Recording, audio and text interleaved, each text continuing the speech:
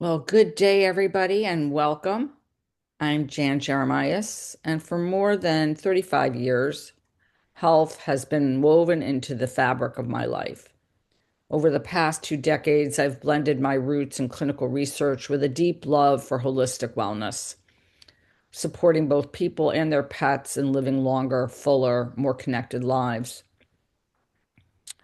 What lights me up most is helping others see the whole picture of their well being, physical, mental, and emotional, and gently translating that into a simple, meaningful blueprint for everyday health. No overwhelm, just clarity, compassion, and practices that truly fit real lives. I'm endlessly inspired by creativity and nourished by connection, and I feel profoundly grateful to walk this path alongside my dear friend and collaborator, Mary J. McQueen. And together we believe in bringing more kindness into the world, one creative moment, one conscious breath, and one heartfelt conversation at a time. So, a heartfelt thank you to you, Mary Jane, and to each of you for being here and showing up with open hearts. This community shines because of you, and I'm deeply grateful to be part of it and here today. And Mary Jane, I'll pass it to you, my friend. Thank you, Jan. I say hello and welcome. As Jan already mentioned, I am Mary J. McQueen. And for those that may not know me, but I'm sure most of us do already that are here present, I'm a seasoned graphic designer and creative and the founder of MJ McQueen Creative Studio.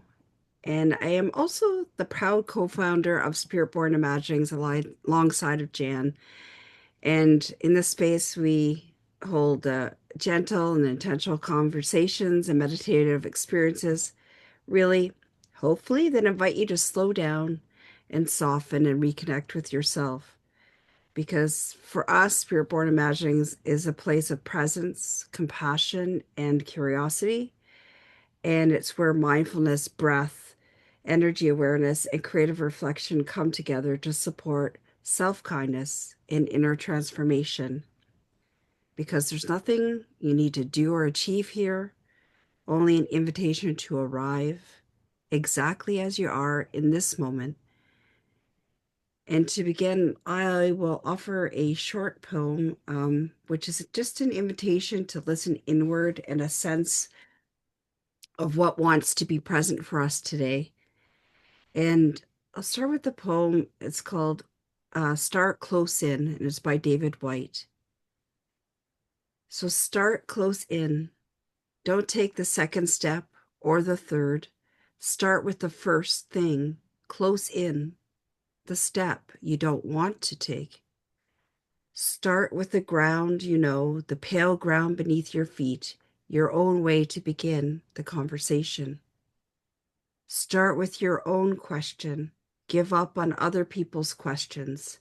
Don't let them smother something simple. To hear another's voice, follow your own voice. Wait until that voice becomes an intimate, private ear that can really listen to another. Start right now. Take a small step you can call your own.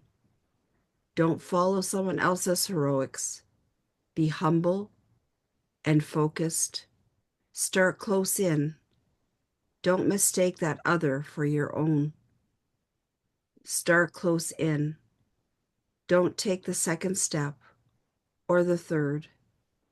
Start with the first thing, close in, the step you don't want to take.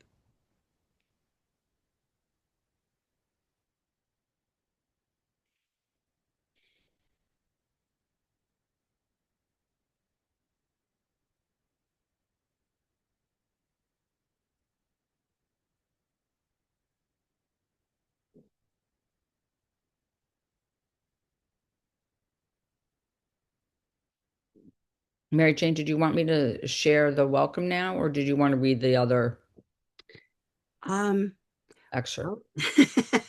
I it's totally up to you. I can share it now if you want to. There was a second piece that just came across my social media feed the other day, and it really resonated with both Jan and I. And it, oh boy, my voice. The it's by somebody named Karen Samuelson, and it's called "The World is Both Burning and Blooming." You get the bad news and the sunrise in the same day. You cry over the headlines, then you laugh at a baby wearing a hat shaped like a bear. This is the dual citizenship of being alive: rage and reverence, grief and grace. You're allowed to feel both. You're allowed to scream and still notice how good the soup is. You don't have to choose. Let it all in.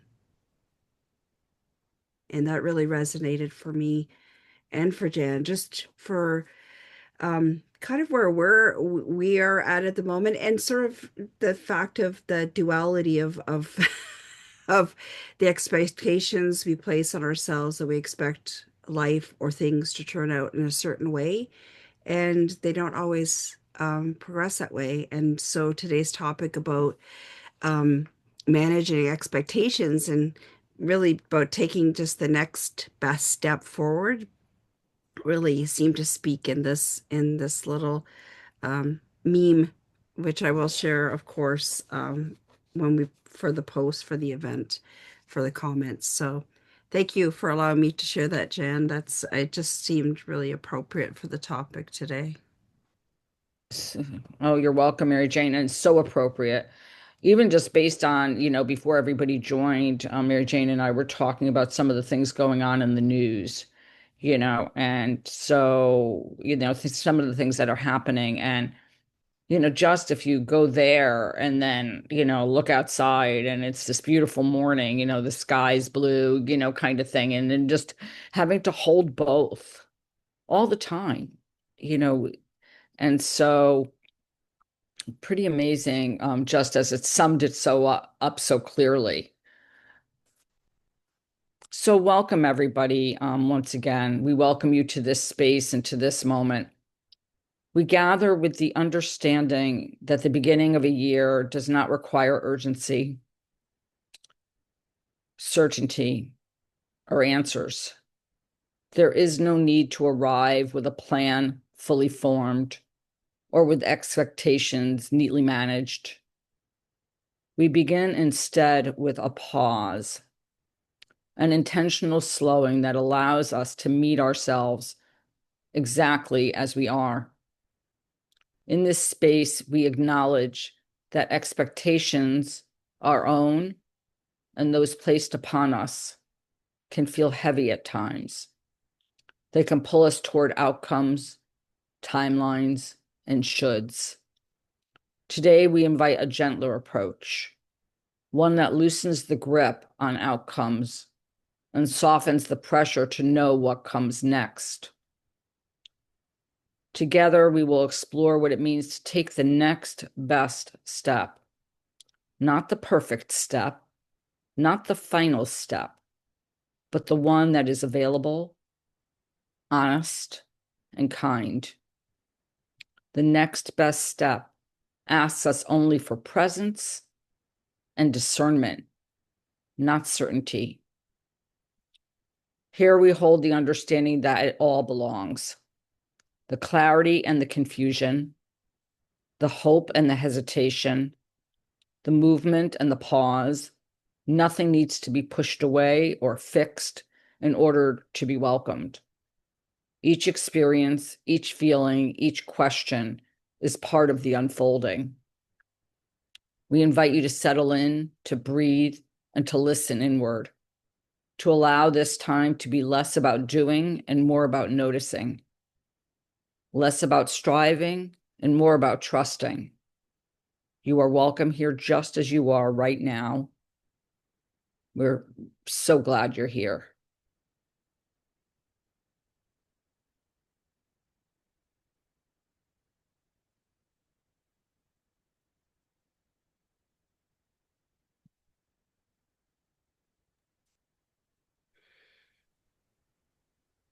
It's so interesting, isn't it? This whole idea of the duality, and our wanting to know the outcome before we've actually taken a step. Which, when you think about it and you say it like that, you realize how silly it is. Absolutely. And and it really is quite funny how we want to know everything, and it's impossible to know everything until we take the next step. Because Exactly. really, we have no idea what's going to happen, what's going to unfold, what's going to be exposed and revealed. Absolutely. And even in the next step, you may not you may not see the entire plan, but that's okay. It's about releasing that and knowing that you're making a choice at the time, a conscious decision to move forward and being open to whatever the path brings. Absolutely. And I think for someone, maybe because of my background, because that's science. I mean, when you do an experiment, everything is planned. You know the next step. It's like following a recipe. It's like exactly what you need to do step by step by step. And I think that, that's the way I always kind of looked at, everything else in my life. It's like there's a plan. Like, you put you take the step and then you know what's going to happen or whatever. But when you do that, there's so little room for the flow. Like there's so little room and there's so many limitations because there's no room for that creativity. We've planned everything out and in our mind it's done. Hmm. And then there's no room, there's no space in it.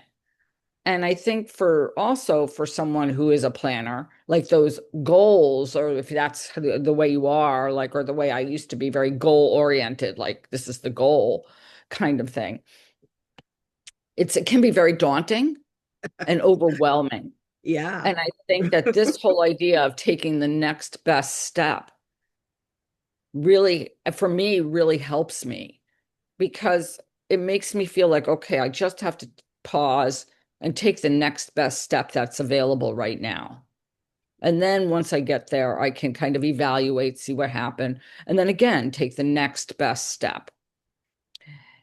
And I think it gives a little bit of breathing room and space. I think all that kind of expectation Hmm. can create a lot of anxiety Oh and a yeah. lot of stress and a lot of fear about, like, what if it doesn't work out, and like all this, all the stuff we tell ourselves. Yes, to that voice in our head, that's our own worst critic. Yes, yes.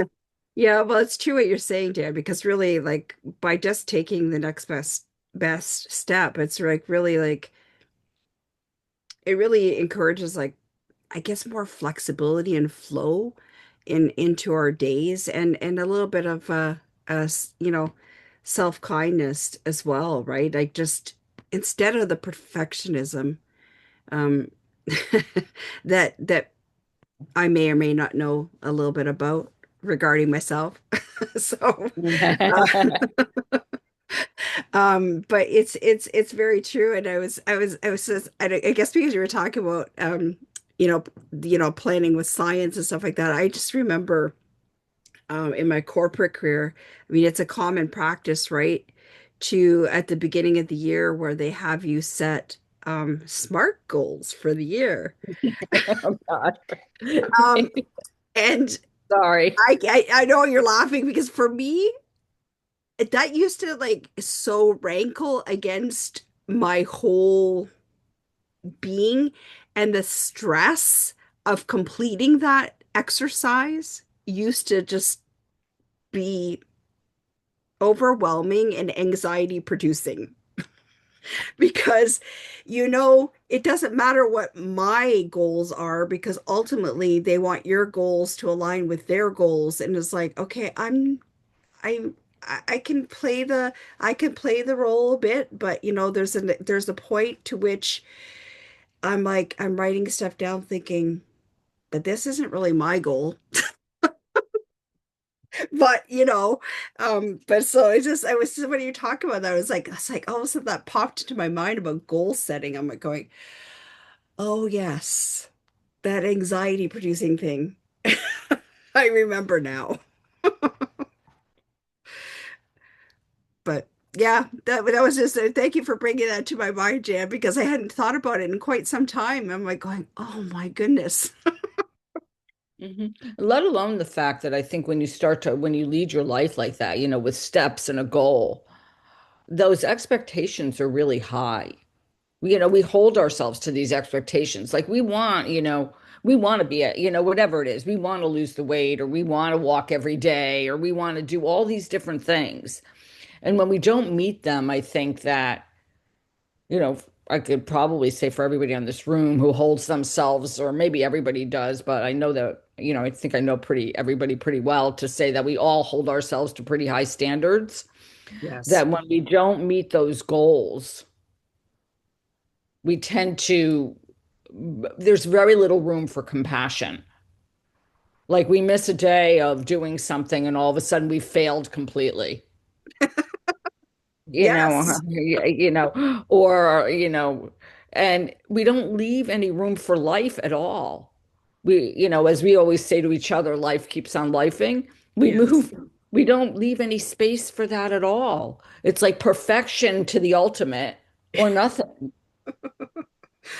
Yes, it's very true, right? It's like we don't allow that space, and that's why when we were, sort of talking about, what we could a conversation for this week. That was what I was like, there seems to be an importance coming forward of like taking the pause, taking that moment to take a breath, just because that's the thing, right? I mean, I mean, physically too, when I'm in that state of sort of like rushing to the next thing and whatever, I feel like I'm like, oh, I'm holding my breath. It's like that's which is not a good practice. Um, but at the same time, it's just like intentionally taking a moment to pause. It's like what was I remember being a kid and my my mom would be saying, "Well, if nothing nice is coming to you, just say, first of all, to take a moment and don't say what first comes into your mind because usually that's not the best option. Um, and then if you have nothing to say, don't say anything at all." So so sometimes I forget that about myself though, because that inner dialogue, that thing that's not very compassionate to me when I don't necessarily do the things I planned on doing. And that's been a thing the past, while, just like really being aware of that and letting some of that go because it's really it's not imperative. It's a nice to do, it's a nice to have, but it's not necessarily something that I must do, except for I put that pressure on myself. Absolutely, that internal pressure, the internal, like our own idea of the way something, the way we want to do something or what we want to happen. Um, I remember once, when I used to teach, well, I still teach, but when in the beginning, when I taught, I would plan out every class, like literally, like every pose. I would write down what was going to come next, what was going to come next. Well, two things happened. One is you have no idea who's walking in the room when you teach. So all of a sudden, people would come who couldn't do anything that I planned.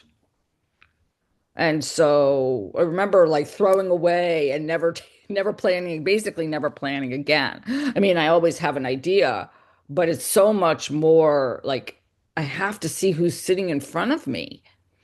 And what if obviously I'm well prepared. I've been teaching for many years, so I have that knowledge base and the expertise that I need, but I also can't attach to that plan. And then there's the idea of how you want it to go and how it always makes me smile when basically like you feel sort of off and you're like thinking to yourself, gosh, I have no idea how this is going to go today. And then everybody comes up to you and says, oh my gosh, that was amazing. And then you have the days where you plan and plan and plan and you think to yourself, you do it and it feels really good and no one says a word. And you're like, kind of wonder, was it okay in your head? Kind of thing. So, I don't know. But it's so funny how that happens, where like, you do all this work and you're like, oh, okay, this is going to be amazing. Well, exactly.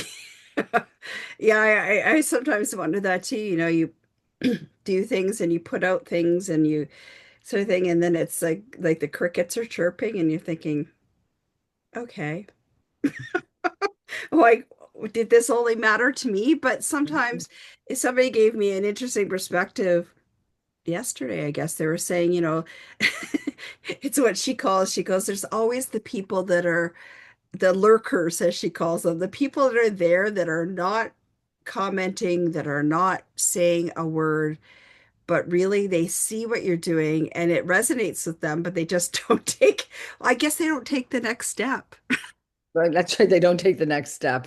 That's very and good. actually interact so that you know that you're in the you're moving in the right direction and that you're not alone. So I thought that was interesting. The lurker, she called them. Well, and I think you're right because every now and then, you know, somebody will say something and they've never said a word, like Hmm. commented on anything or whatever.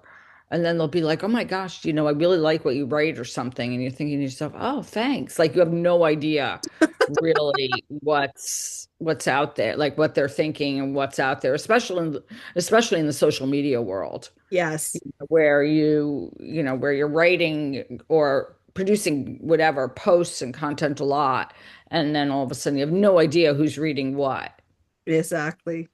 and you're sending it out into those ethers, and you're kind of hoping, it's like that element of like, well, I hope this is having an impact. I feel good when I write it. I think the message is Yes. good, but Yeah, so I guess yeah, ultimately it's a good thing, but yeah, it's like the thing is that anybody out there, out there, out out there, there. exactly. But I Like, think that it really does. And I love this idea of, pausing. And I've been really, that's been very much on my focus lately of that, and that's why when we talked about planning for today, and we talked about that whole idea of intentions or resolutions and goals. And so, how you feel about, that SMART goal, I feel about resolutions. Like that never resonated with me, even before I no. got into health. And I was, and I was spent like years and years in the gym, like, so I was around a lot of people who had New Year's resolutions of like, never, I was always like, it just didn't resonate at all with me at all. So, but those whole idea of instead of starting with all those goals, could we start with the pause first? Hmm. And I really liked that because I thought to myself, how often we make goals we haven't really thought about. I don't know, like we haven't really thought about it much. It just we do it because everybody else is doing it. Yes. We feel pressured to do it. I've been there, it's like, oh, I should have a business goal, you know.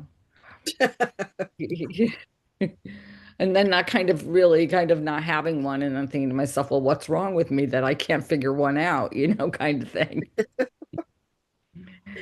The answer is there's nothing wrong with you. It's what's good for you, right? But Right. it's Exactly. always but it's Exactly. true, right? Like I mean, you know, taking the next step is obviously it's very important, but it's also the realization really that lasting change of any kind, whether it's in your business, your personal life, and hopefully um baby steps at a time, can make an impact in the world because it could surely need it.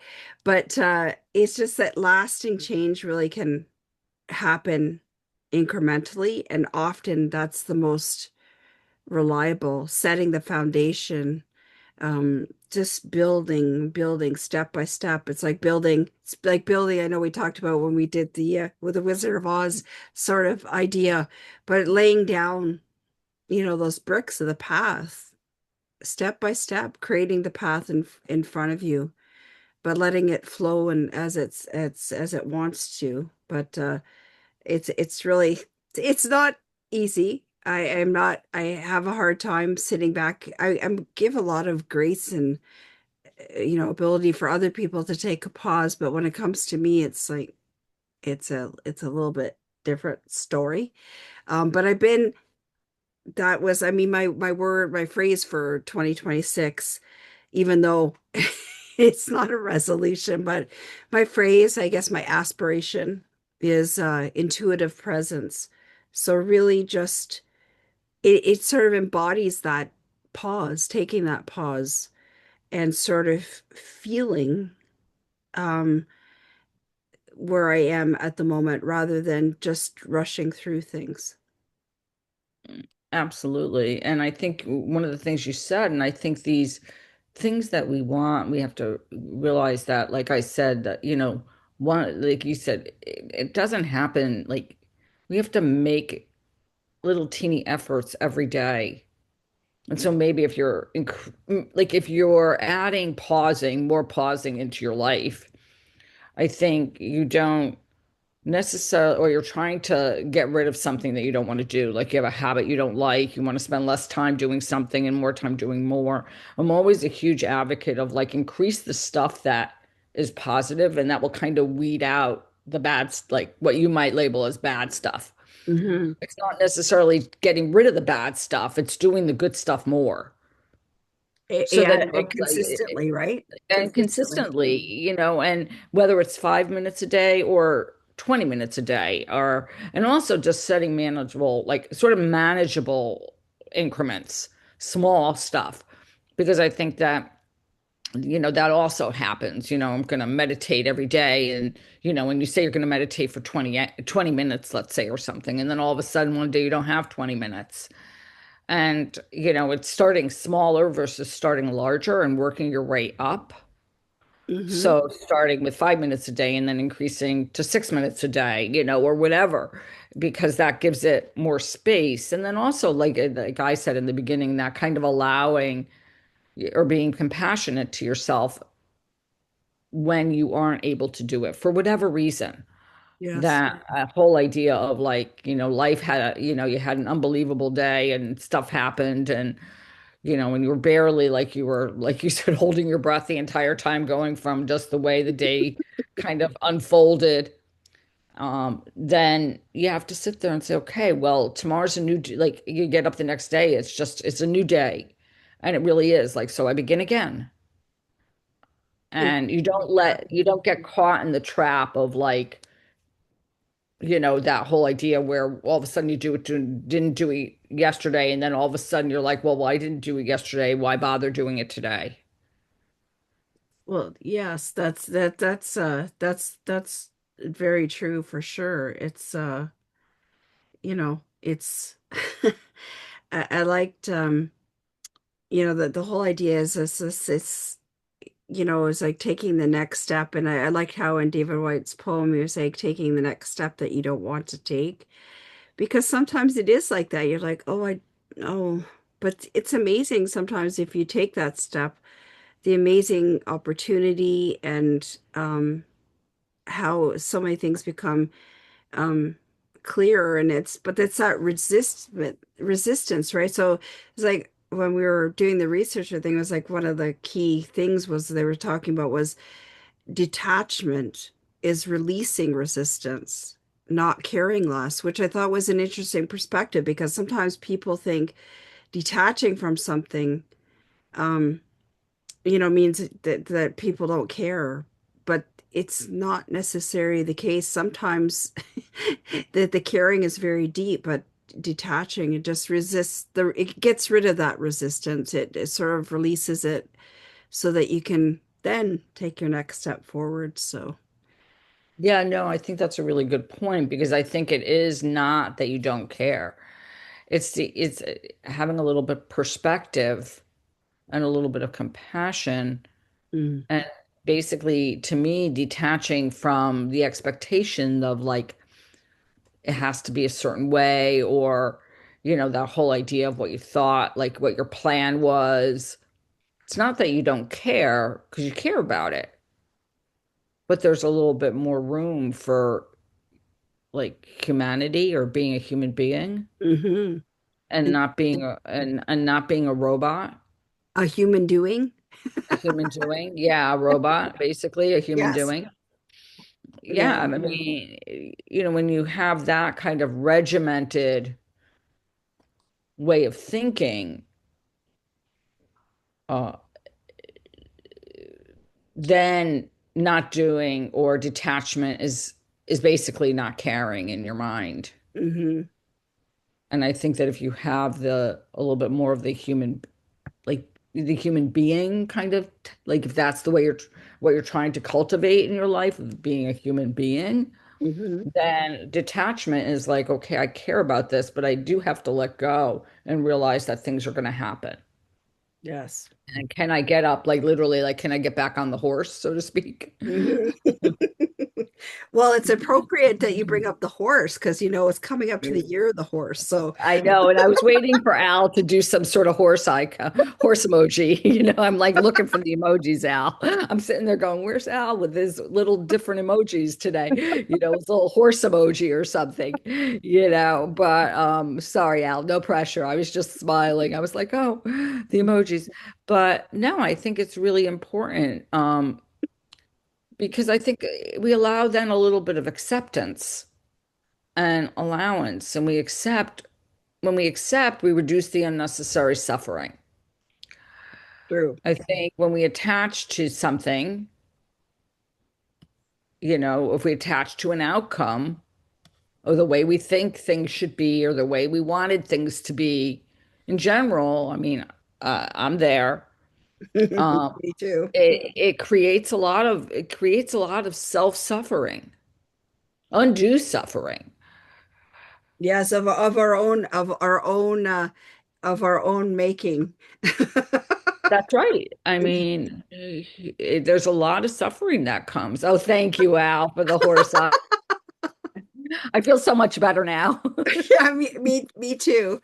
And I might have shared this before. This is my birth year. So for me, I that is my son. I am a fire horse. So I'm like, Yes, not quite sure exactly where that's gonna lead, but hey, I am the as Al put in thing, the fiery one. the fiery Yeah, one. that's gonna be my new moniker, the fiery one. How's that? I think that's good. Yeah. And then mine's kind of appropriate too. It's very interesting. Yes. Oh my I'm God. I'm a, I'm a water tiger, and that idea of flow. There you go. Well, you're Flow.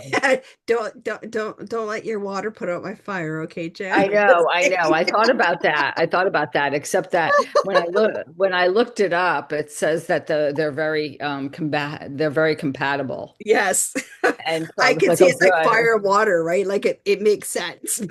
Yeah, yeah. So, but it was funny because I looked it up because I know that there are certain, you know, basically signs that they say, conflict or whatever, but ours were okay. I was like, ooh, good.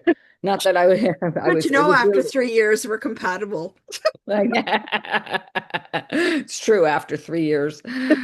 But yeah, I mean, it's so interesting. And so, mine, radical acceptance, but with this idea of acceptance, that's why this whole thing about belonging and allowing things to be here has been so important to me, over the past, like, let's say 3, 4 months. And especially with this whole idea of compassion. And I think that that would be the other word I would kind of, you know, radical acceptance, which brings to me compassion. It's that allowing Mhm. everything to be there with compassion and then allowing, the fact that we're not perfect and that things are going to happen and we can set goals. And when we pause, we can kind of sit there and reflect and just take in that time to allow ourselves maybe a little bit of compassion or a lot of compassion and kindness toward ourselves. One thing we talk about a lot, and our idea for the group, is we practice that self-compassion. Mhm. And I think sometimes we have to do it in practices because it's hard for us to cultivate it, that, inner dialogue or within ourselves. It's much harder to cultivate that um self-kindness or that self-compassion. And so we have to start somewhere. So we start with those outward practices. And, you know, we begin by having that kind of conversation of taking care of ourselves. And then hopefully it shifts to the inward work of like, not, that turning down the volume on that voice in our heads of, naming it and realizing, what it's telling you. And I do like the idea of naming it though, that voice. I don't know if I have a name for my, maybe I'll call that voice. Sometimes it's the fiery one. That was the fiery one. Oh my goodness. I love that. There you go, the fire. You The brought the fire fire. now. Yeah, yeah. I would need water. Like, There you go. That one I know he can find because I remember seeing it before. Um, but yeah, I really it's interesting. Just I think one of there we go. I think I think it's true, right? It's like, like what thinking about all of these things. Jazz like the tidal wave. Um, um, but I just love how the whole concept of pausing was really one of those things that it's just like it creates more space for clarity and choice, and hopefully supports wiser and values aligned decisions. I know sometimes we have to make decisions on the fly and we don't have that opportunity, but when we do have the opportunity, it's really a good practice in self-awareness and taking that to heart. So yeah, absolutely. And I love what you're saying is because I think it gives room, the pause gives room for choice. And so, and allowing us to have if you think about it, like having a choice is such a place of power. yes, It's very absolutely. empowering to have a choice. And most of the time, when do we feel disempowered? When we feel like we have no choice. There have been points in my life when I really like felt like I didn't have a choice. And I think that it's not like it's not the way we want to feel, like we have no choice, that what we let's say want or desire doesn't matter because we have no power to implement it. We have no power. And I think in that pause, those small choices that we make us feel empowered. They give us agency. I love that word agency because it is that. I mean, that's has to be, well, at least for me, that's has to be one of the most overwhelming and disempowering things, feeling like you're in a position where you don't have choice over your next steps or someone's taken that away. So I love the idea of like taking, when you have that opportunity to take that pause and to make the empowered decisions. I think that's a really powerful thing. It's as something as simple as a pause, whether it's for a minute, 5 minutes, 2 weeks, 2 months, it doesn't matter, whatever that means. Just to take that pause, to take some time for reflection and just to take small incremental steps forward. Yeah, and I even like the title of one of the articles that we read, and because she talks about it being a small steps, big changes, a practical guide to a New Year's evolution. Evolution. Yes. Evolution. And I loved that because it has, maybe it's the water in me, it has more flow to it. It's Yes. not like we have this. goal and this is where we're going to be. And it's kind of like we don't take into consideration like the evolution is a process, it's a journey versus like this recipe, like I said in the beginning, this recipe for or steps that we take. Where it's so, and I'm not saying you don't have steps and a plan, where it's not so rigid. So Yes. evolution seems to be a little bit more freeing. It's kind of like you pause, you're able to choose whatever you do in that pause. And then it's like, okay, from here, what's my next best step that I can take in whatever it is? And then it's again, what's the next best step Mm-hmm. once you get there? And and maybe you do have a plan, but then when you see and you take the next best step, maybe that the other steps in front of it have to change. They have to shift some way. Instead of like going straight up, you realize you have to curve, you know? You have to Mm-hmm. step to the side. You have to follow have to follow the flow. Yeah, well, that's exactly it. It's just, yeah, I loved that article was very good because it was I like how they spoke about like reframing change as evolution rather than a dramatic overhaul, and that ha just basically highlighted how unrealistic expectations and all or nothing thinking, because boy, are we human doings very capable of bringing that on. The all or nothing thinking really is self-sabotaging because it's yeah, as they were saying, well, micro actions rooted in compassion, consistency, and patience. And And the other aspect of that article that I liked is that she talks about that when you start to lead like that, or when you start to navigate your life like that, your self-trust grows yes, because absolutely. and so that really resonated with me because that makes sense. That makes like a lot of sense to me. It's like when you give yourself that breathing room to sit there, okay, what's the next best step? I think you start to rely on yourself and trust yourself more and Yes. trust those steps and what you choose versus follow a recipe or follow what someone else is doing. Mm-hmm. And that's why when, like when I work with people or when I talk to people, I met with somebody yesterday about, potential client and that's why when I see this stuff like, I can help you do this in 6 easy steps, like all those kind of advertisements you see, or, Yeah. like coach is going to help you get healthy, or I can help you build your business in 6 easy steps and whatever. And I'm like, if it was that easy and there were only 6 steps, then I would have done like it would have happened already. Yeah. I just saw because I pictured when you were saying that 6 easy steps, I'm like going, yeah, but how large are those steps? Are they like That's, maybe that's right. That's right. Exactly. Exactly. Are they taking giant steps? Did anybody play giant step when they were a kid? yes. Yeah. Are they giant steps or are they baby steps? Yes.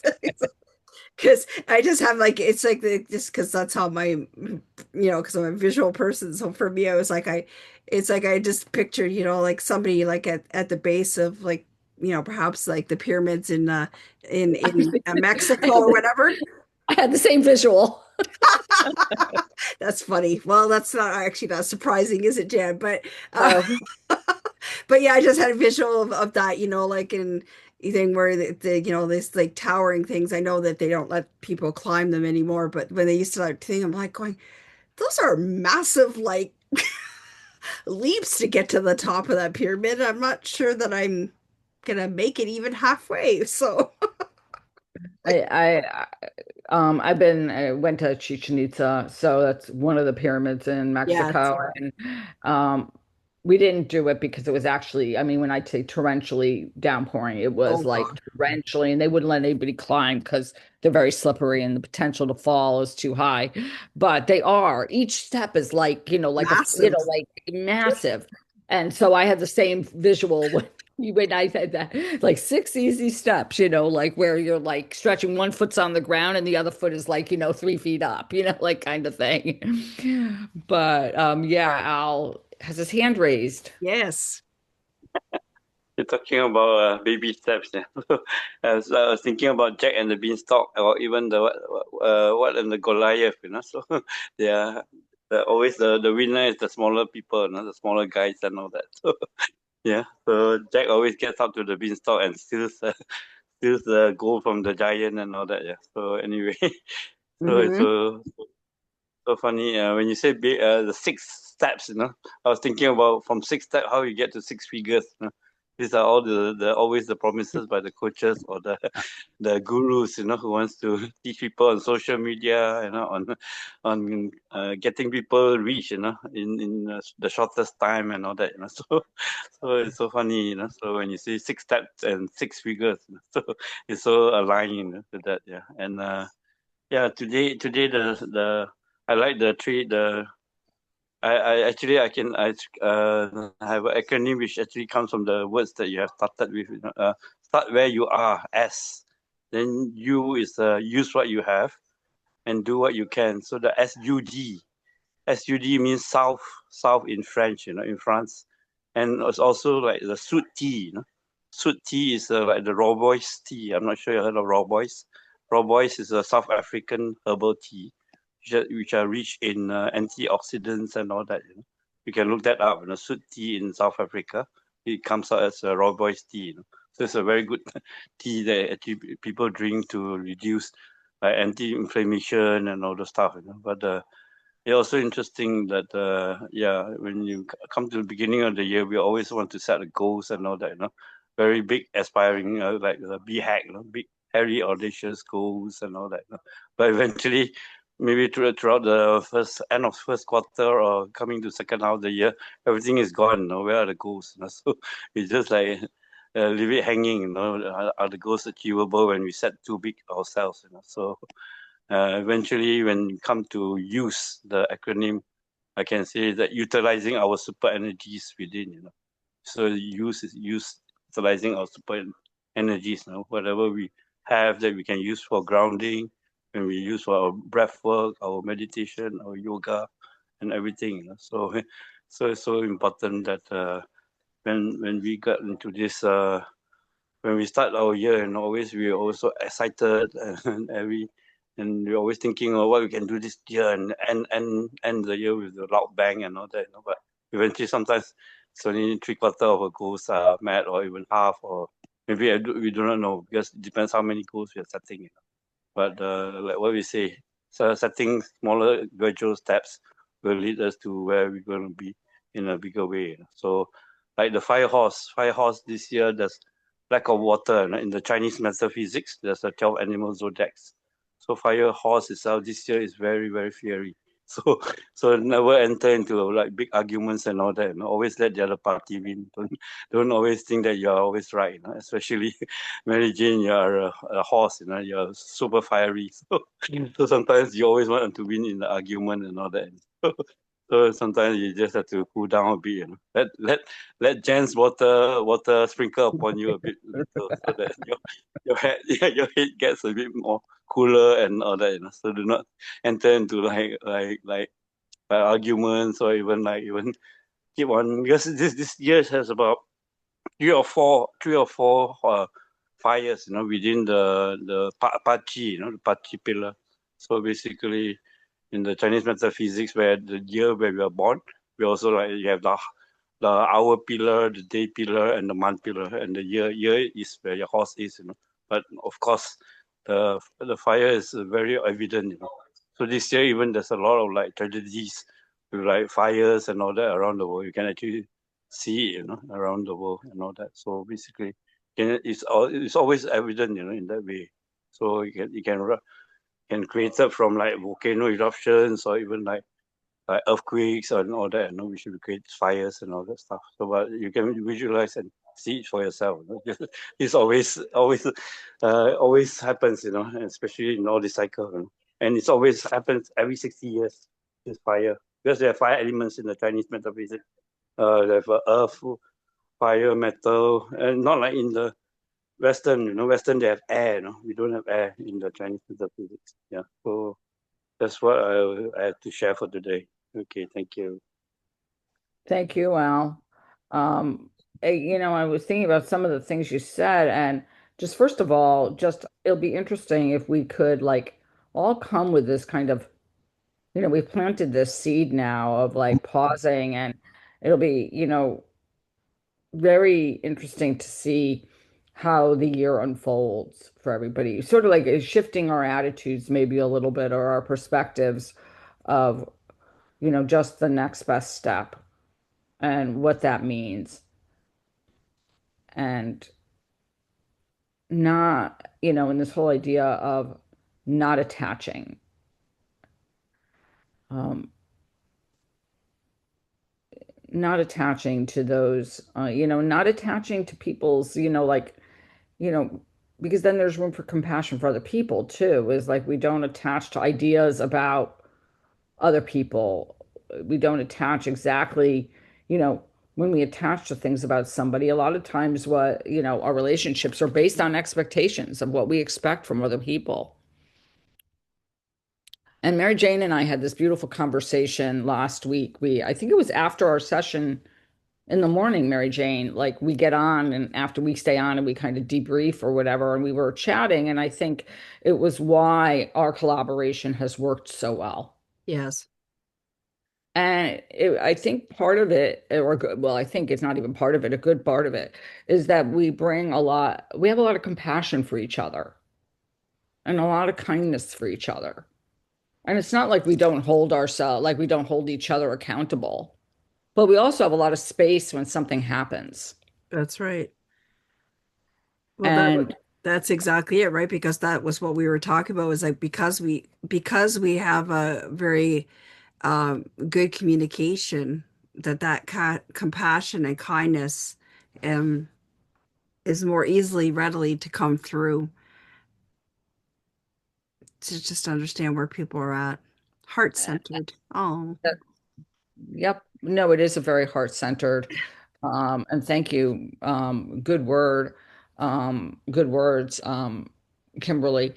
Because I think it it's like collaborating from the heart. And I think when you do that, there is this space. And I think that one thing I've noticed is the groups I'm in, like I spend to navigate and spend a lot of time in, are all very heart-centered. yes, absolutely. And it was interesting because I was listening to Tara Bracco, I've been listening to a lot, and she said it's really not survival of the fittest. She said it's survival of the nurtured. Ooh, that's good. Yeah, and I loved that because she said it's really not, if you look back, it was, it's survival of like, she's like survival, because she's like, how many people basically grew up in families where at some point where, and I'm saying families, not mean per se it had to be like biological families, Hmm. grew up with the significant people around them, let's say, um, who actually nurtured. And Yes. when I mean nurtured, it was like saw the individuals that were with them for who they were and what they needed. And it's beyond basic needs. It's sort of like who feels nurtured and supported and heard and accepted, like they belong. And so it's survival of the nurtured. Exactly. That's very good point. That it's true. Being nurtured is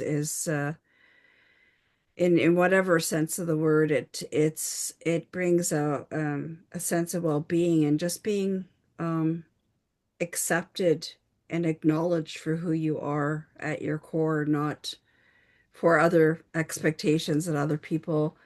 Well, we also place expectations on ourselves, but also people putting expectations on us that don't really fit us well at all. So, what a beautiful conversation today, Jan. Yeah, it was. So I guess we'll move into the meditation. Sounds like a plan. Okie dokie.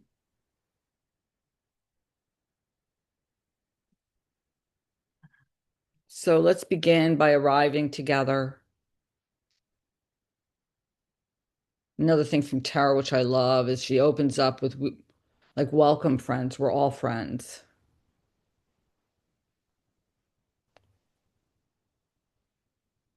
Whoever you are, we invite you to find a position that feels supportive. Seated, standing, resting. There is no right way to be here.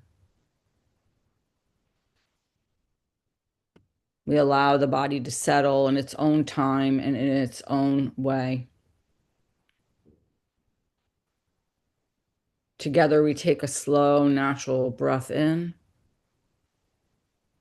and a gentle breath out. There is nothing we need to force, nothing we need to accomplish. As we continue breathing, we begin to notice the simple rhythm of the breath, its natural rhythm, just as it is. Not changing it, not improving it, simply noticing it. With each exhale, we allow ourselves to soften a little bit more into this moment. We recognize that many of us arrive carrying expectations about the year, expectations about ourselves, expectations about what should already be clear to us. And we may notice the weight of those expectations in our body. Or maybe it's the quiet hum in the mind. For now, for this time, we are not here to fix or analyze them. We simply acknowledge this too belongs. We gently bring our awareness to the chest, to the breath, to the heart. A place of connection, a place of inner knowing. And we rest our attention here. Allow the breath in and out, just to gently move in and out. In and out of this space. And as we breathe, we silently affirm or offer ourselves this affirmation. I allow myself to meet this moment as it is.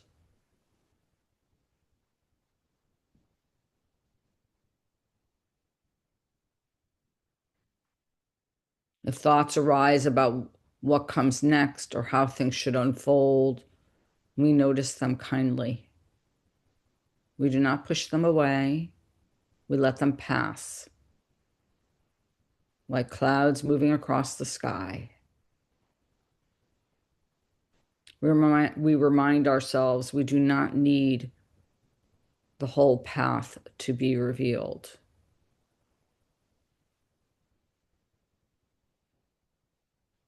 We place a hand on our heart, if that feels comfortable to us, and gently ask inwardly, what is the next best step available to me?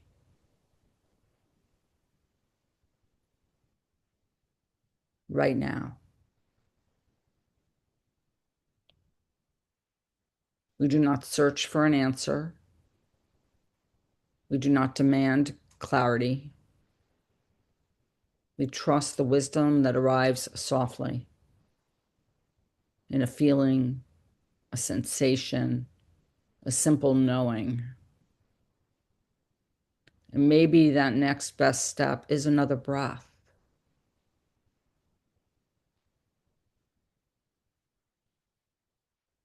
And if nothing arises, that's okay too. The pause itself is meaningful. And we offer ourselves another affirmation. I release attachment to outcomes and trust the unfolding.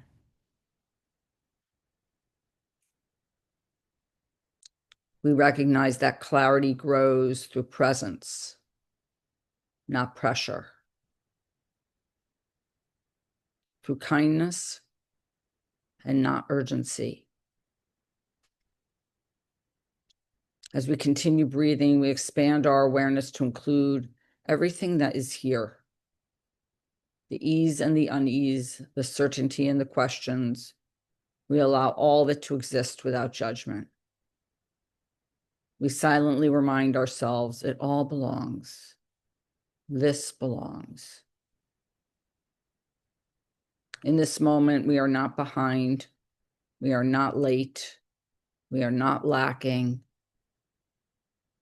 We are exactly where we need to be.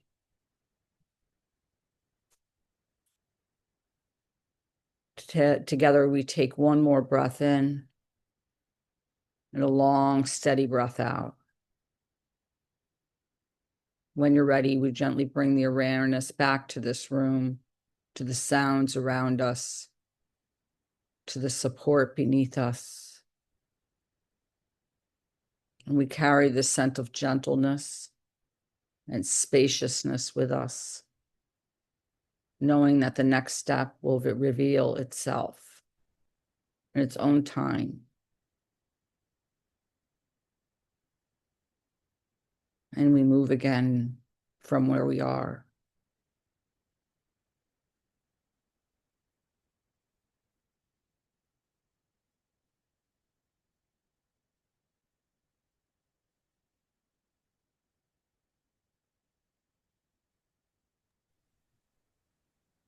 That was beautiful, Jan. Thank you for that. And just before we head out to our closing for this Friday, wanted to share a poem by Spirit of a Hippie, and it's called A Gentle Pause. A gentle pause is like a breath of fresh air, the stillness between moments, the soft exhale after life's rush. In it, the mind settles, the heart opens, and the body remembers its rhythm. Each day we move through tasks and thoughts, carrying expectation, memory, and desire. In a pause, all softens. Time slows. We notice the light, the air in our lungs, the steady beat of our heart. A pause is a space full of possibility, where clarity arises, gratitude whispers, and compassion grows. When the world feels relentless, allow a gentle pause. Close your eyes. Breathe. Let peace wash over you like a breath of fresh air.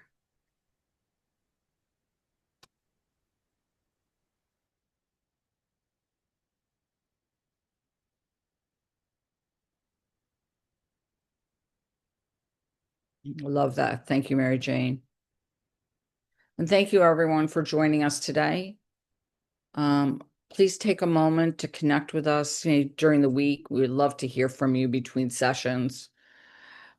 If you want to listen again, you can listen to the recording on our YouTube channel, or, we usually post it in all our social media locations.